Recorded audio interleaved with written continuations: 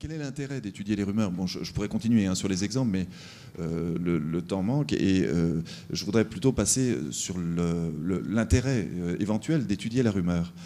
L'intérêt éventuel, il est double en fait. Il sera dans un premier temps de ressusciter, disons, un vieux schéma de la communication ou de la communication ou des sciences politiques ou de la sociologie, qui est le modèle de Lazarsfeld dans les années 40, 50, 60, enfin un modèle qui a été fort dominant dans l'après-guerre et qui montrait que en matière de médias, il y avait une déconnexion ou en tout cas un fonctionnement complexe entre l'information d'un côté et l'opinion de l'autre, et que l'information circulait volontiers par les médias, que nous en sommes tous touchés, mais que l'opinion circule de manière préférentielle dans les réseaux interpersonnels en particulier. À l'époque, l'Internet n'existait pas, et on parlait plutôt des réseaux entre pairs, collègues, amis, parents et autres réseaux interpersonnels.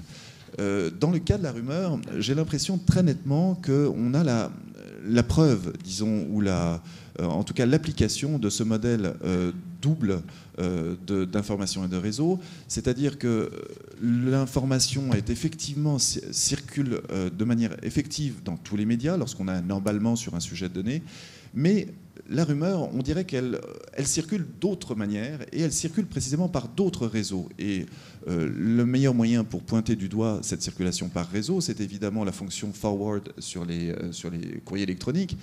On a l'impression qu'on peut, rien qu'en appuyant sur un bouton, envoyer le message qu'on a reçu, une rumeur ou une information ou un sondage ou quelque chose comme ça, à l'entièreté de son carnet d'adresses. Mais quand on fait des études un tout petit peu pointues sur cette fonction-là, on s'aperçoit qu'on n'envoie en fait pas à tout son carnet d'adresses, que nous en faisons une sélection.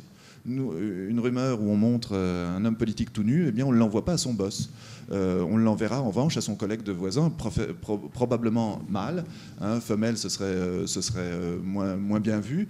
Bref, je caricature le propos simplement pour dire qu'on est dans simplement une thématisation de la rumeur et surtout dans la résurgence toute simple des réseaux interpersonnels classiques. Je n'enverrai pas la même information à n'importe qui, je vais faire un choix préalable.